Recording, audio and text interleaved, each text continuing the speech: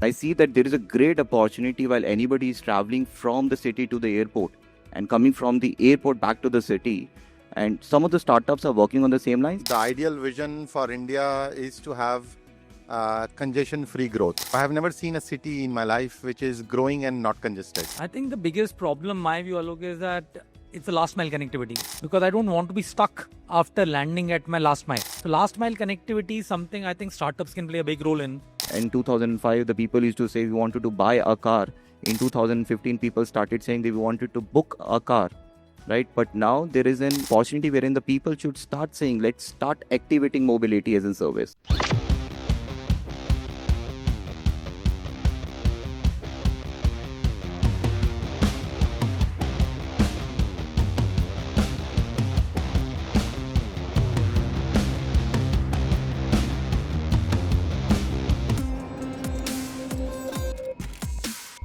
I've got a great set of panelists here with me, building businesses in the mobility space in different sectors. So why don't we get started? And Sharad, maybe just kicking it off with you there. How would you frame the set of issues that we want to think about as we think about where mobility is headed in the next 20 years, 2047, Vikshit Bharat? What should mobility look like? Oh, thank you, Alok. And this is thank you so much for this opportunity to be with all these panelists. See, fundamentally, I believe, if I have to summarize in literally one word, the ideal vision for India is to have congestion-free growth. The challenge is that growth and congestion are brother and sister. I have never seen a city in my life which is growing and not congested, except Singapore maybe, for different reasons. The challenge is how do you build that? Because without coming with that larger vision, building bits and pieces of activities may not help you to get to the problem of complexity which the growth brings in. The practicality is that India not only growing, but the urbanization is happening at such a rapid pace. Maybe more than 70% of the population one time in 2050 will stay in cities or peripheral cities. These cities are designed to deliver that level of mobility. And without having that mobility, quality of life is a big question mark. And I think that is ultimate, everybody is looking for right now is to improve the quality of life. So to give a very large view, but connecting to next 5 years, I think what's happening in India is also mind-boggling. What has happened in last 10 years and what our team here is doing in terms of building our integrated mobility and larger mobility as a service and different option of mobility. And also the government, the effort in building infrastructure, mass transportation is just remarkable. So I think I am overwhelmed with what's happening in India in terms of the opportunity, but at the same time, the whole large government and private and startup ecosystem coming together is building up a possible good future for us. But the vision need to be kept in mind, which is very important. Amit, you've been riding the wave of people buying more and more cars and discarding their old cars and other people buying those cars. As Sharad mentioned, there is a need to decongest the cities. There is also a need for more inclusion in how transportation works, right? Which can only perhaps come through public transportation. What are you seeing on the horizon in terms of consumer behavior as seeing the ownership trends fall, more shared transportation? What kind of infrastructure investment do we need to get there? We keep on seeing growth on car sales, of course, roughly around 7%, give and take the year. But reality is the public transportation is actually growing at 13%, 12.8 to be precise, which means that urbanization is happening rapidly. There are almost 55 million people in cities now, going up to 60, 65 in next 5 years. So cities are going to get more congested. And what it brings about is traffic challenges that you mentioned, pollution challenges as you mentioned. And to solve, I think government is in any case playing a bigger role of last mile connectivity, of public transportation. And I'm seeing a more rapid growth on that piece. Second, I think the generation that's coming in is also not looking to own assets. So we have an asset called REV, in which we give self-drive cars. And I can see a lot of people using the functionality for hiring for 3 days, 3 weeks, 3 months, even a year. So leasing as an option or short-term rental as an option is something that people are trying. They don't want to be caught into asset for next 4 years. So as we move on into next decade, my personal view is that the shared mobility will play a large role. Of course, personal mobility will exist in a large way, but there'll be public transport that's going to be critical. There's going to be shared mobility of the sense that part ownership of the asset rather than just relying on owning the asset fully. These are two major themes that I think we are seeing. And if you see Rapido, Ola, Uber, all these guys have grown 20-30% in last year also. So this rapid shared asset movement already happening. Lastly, I think there will be a lot of push on EV side and hydrogen, green hydrogen side on fuel types, given the state of pollution. So you'll start seeing a lot of charging infra come up. Right now we are very short. We are like 1:35 is the ratio of chargers to cars. Developed countries would have 1:20. While we have such a small car park, we still are short on chargers. So reality is that the charger infra will have to come up, and I personally think this EV revolution will take place in metros or cities, larger cities first, because there'll be no option to take the pollution out of these cities. So that's my take on the government side. And government, I think, is doing a great job converting the buses into electric buses, as an example. Almost Seva bus, 10,000 buses have been put, planned to be put. I think all these initiatives are from government which are going to help decongest the cities along with pollution removal, in my view. And fuel types, I think, is also a key component to kind of get there. Yeah, we will come back to the EV piece of this. But before we do that, Rikant, if you translate this kind of local mobility challenge to, what's happening in long-range mobility, right? The aircraft I fly in today looks the same as the one that I flew in 30 years back. What is happening on that front, right? And I'm not talking about going to Mars, but even in terrestrial, long-range mobility, what should we look forward to? So basically, I'll start by mentioning something about what's happening in India right now. What I see, specifically, I believe that, in India, if you're buying a car, right, so it was a status symbol for everyone. So they used to see that, it's an convenience and independence. But as we navigate now and the future, and I feel that the people have started believing that, the mindset has to be, shifted from ownership to the access. And that's where I feel that the public, transportation means a lot. And when you talk about long range, then definitely, we have aircrafts, which is like been flying for a pretty long time in India. But when you see into the prices, and that's what I keep on, discussing with a lot of players in the aviation, that, the prices has somewhere been stagnant. So like Delhi to Mumbai, right? So like 10 years back also, the price was probably 4,500 to 5,000. And now also, if you're going to be booking 15 days in advance, you're going to be having the same price. But what I see that in the long range, definitely, the aircraft is one of the options wherein you are actually getting into it. And what we see that the people are becoming more and more cautious about the environment.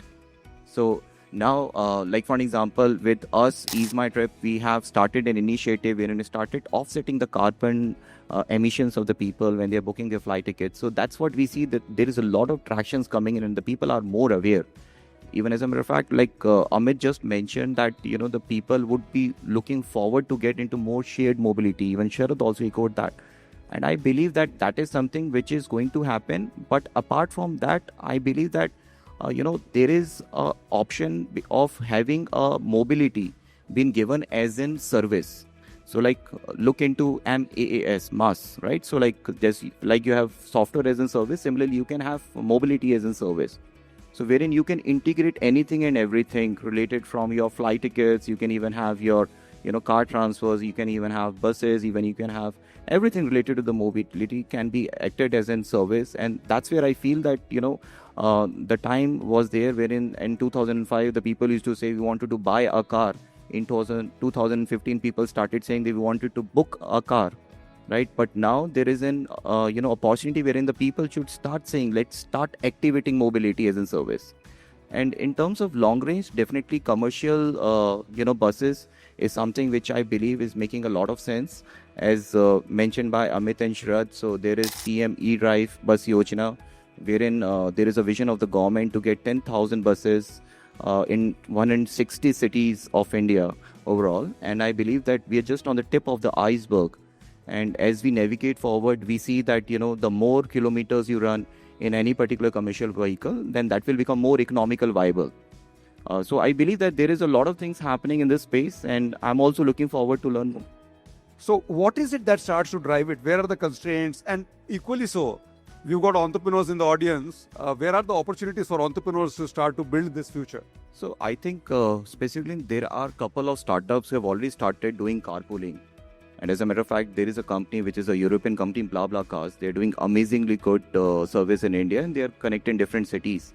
Like Delhi to Chandigarh, if there are a driver which is like going from Delhi to Chandigarh, they'll also pick the passengers from Chandigarh to Delhi in the car. And I see that there is a great opportunity while anybody is traveling from the city to the airport and coming from the airport back to the city. And some of the startups are working on the same lines. Even as a matter of fact, we as an EaseMyTrip is also thinking and trying to develop some products wherein, you can have maybe 3 people, 4 people coming from the same side of the city by using some artificial intelligence and also using some data analytics to get them over there. And I also see that there is a huge opportunity in this particular space. Over to you, please. I think the biggest problem, my view, Alok, is that it's a last mile connectivity. Let's say if I get down on a bus stop or I get down at a metro station, I still need to go to office.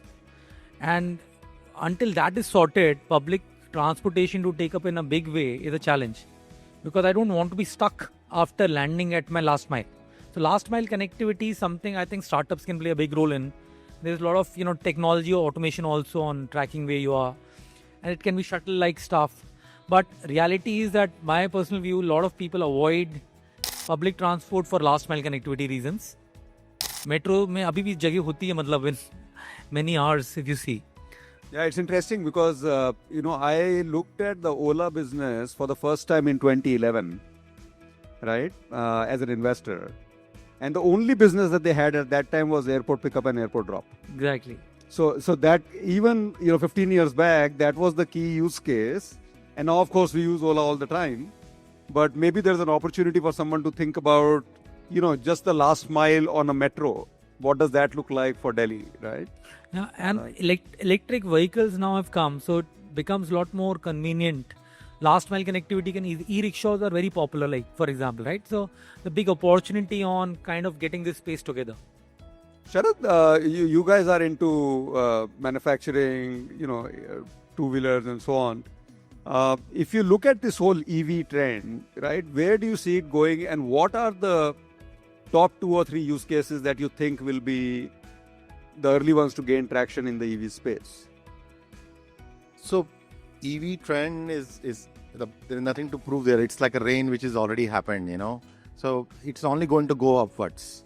How much time it will take for a larger share will all depend on the customer use cases and the benefit it provides to them. Either it is for car or it's a two-wheeler, but definitely it is on the uptrend.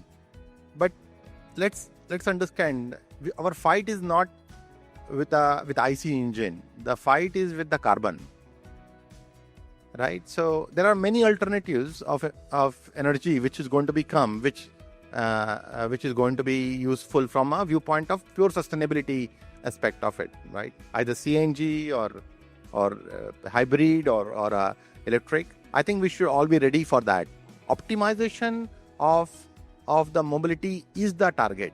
One mobility answer itself is not a right answer activity, and it applies to the technology, it applies to the customer use case, it applies to the regulatory aspect of it, which is the biggest driver. This is all changes. You ask a question why the penetration is low, for example 3 to 8%, why it is not going. I think it is maybe a supply demand issue sometime, maybe more supply issue than the demand issue, because they are handling a very complex business. It's not an easy business to get into on the roll to create enough supply side sometime. And more importantly, the regulatory aspect of it, how government is ensuring that it is done, in which adoption happens. In EV, government has done a great job, and I believe it has.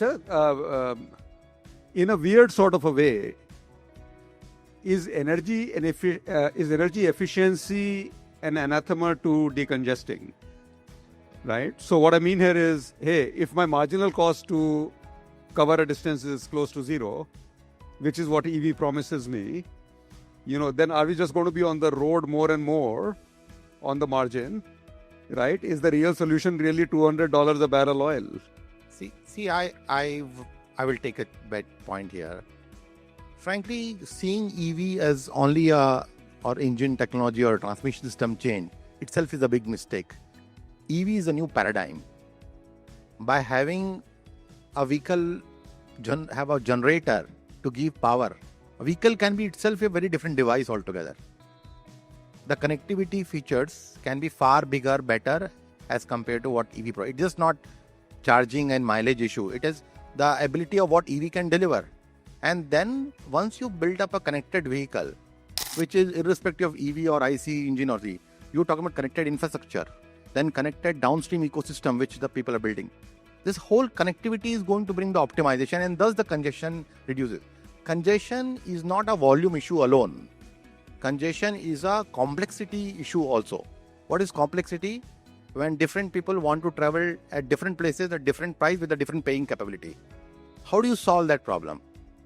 And India is in a complexity issue. It's not just a volume issue alone. Volume issue will remain. The size of the country we are, the volume issue is not going to reduce. So all the options of ownership, all the options of mobility will coexist at one time.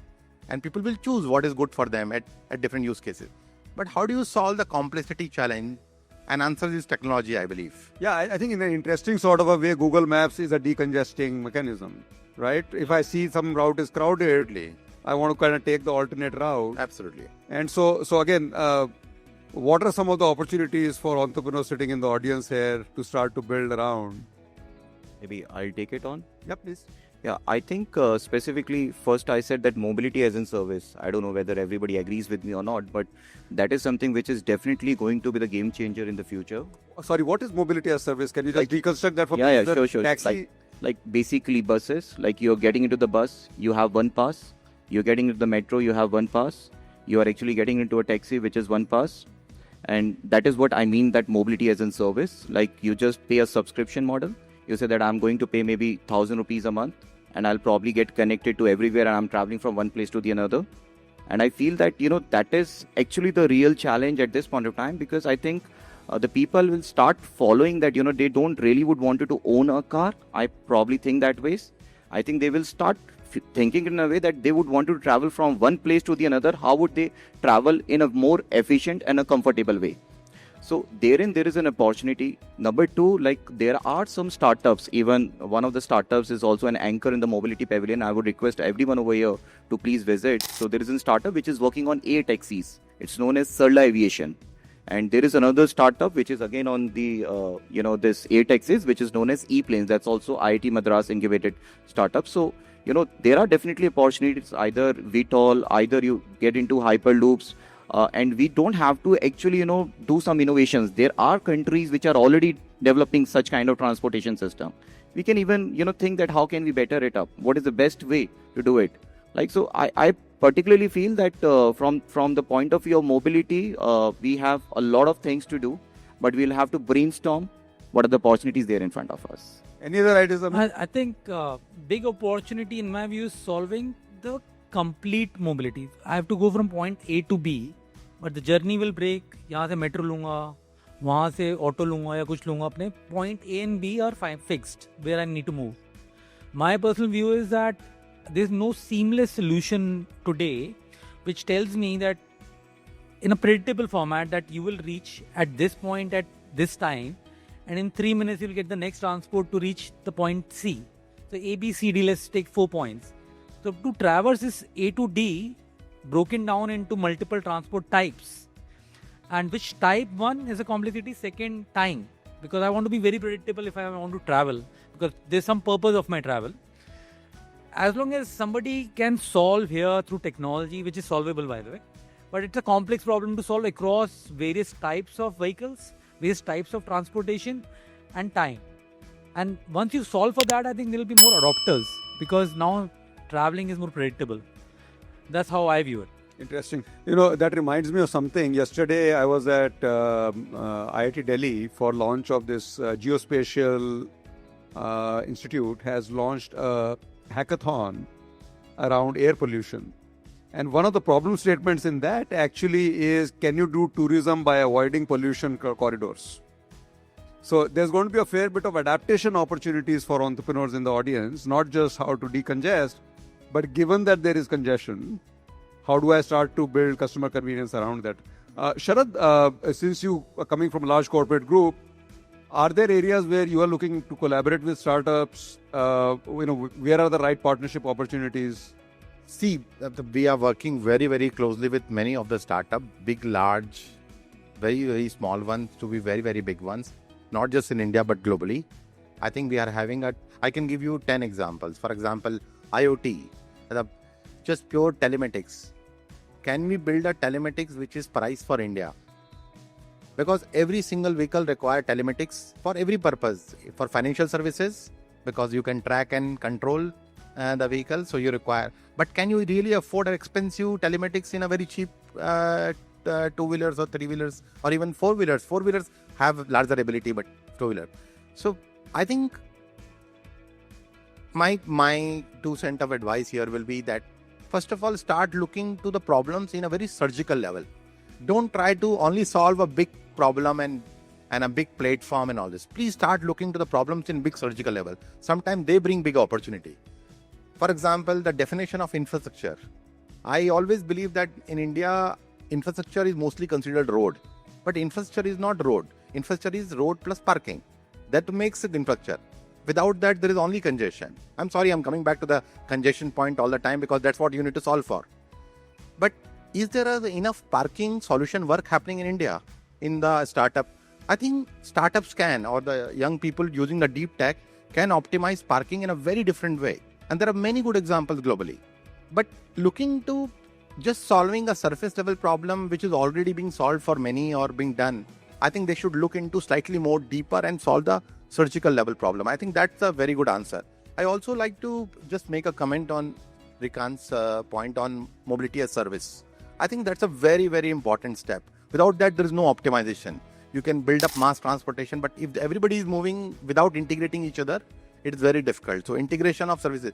But who's going to control the data? That's where government need to also come up in an idea of helping to integrate the data itself, because otherwise this ownership of data and all this will never optimize and you can never achieve what you want to achieve. But I totally agree with that point of view that it is the one solution. I'll just And add. to add, I think there are 2 types of transportation, right? One is human transportation, one is goods transportation. Goods would mean e-commerce orders जो आपने किए या आपने खाना मंगाया. So anything that you're ordering is also finally contributing to the mobility needs that are there. In the new India that I see, next few years it will evolve into drone deliveries as an example. So a lot of decongestion can happen from that. As a human, transportation can't be avoided. If you have to go from point A to B, you'll go. But good can be transported through. And now, drone aviation is something that, like Sarla, I also evaluated, by the way. So I think in specific use cases, like Bangalore airport to coming to city, these kind of use cases will emerge where the cost is already high and you can have drone transporting humans also, in a way, right? And that's what's happening. And Indigo is just tied up with a company to start a pilot, as an example. So humans would also be transported by drones eventually, but large part of mobility that's happening on a daily basis of food, e-commerce, I think that definitely can be dronized. I just wanted to add upon, because while just speaking to Sharad and Amit and listening to their specifically advices, and I've been starting building up an idea right now. Maybe I can just share it with the audience. Like, for an example, what I've been able to hear is that like integration may be a difficulty right now, right? And basically, when you're traveling on the roads, the experience of travel will remain the same because it's more physical, right? But like while you're booking, maybe that experience is something which you can make a difference. Like, for an example, an idea just coming to my mind, I can just share it right now. It's a random thought. Like, you're booking on an Uber or a Ola on an application, and I see there is a lot of problem while you are actually navigating with the phone. You will have to speak to the driver, you will have to enter your location, you will have to wait for the driver, you will have to, even if you are in a community, you will have to give a gate pass to the driver to come in, right? Why not we create some kind of an IoT device, right? Just being there in the community or probably in the airport or probably at the hotel reception, right? You just tap on the button and there is a car in front of you. You can just tap in the car and you can go wherever you wanted to go. This is just one of the ideas. Second idea is with just Amit while speaking that, maybe drones can even, get the humans from one place to the another. But just think it in a way that you are in a car, and you're just pressing a button. There is a drone coming and picking your car up and getting you away from the congestion. Just a very random thought, right? Maybe anything is possible. You need to think wild. You need to think out of the box. So I think these two ideas was coming to mind. I thought just to add up over here. Great, thank you.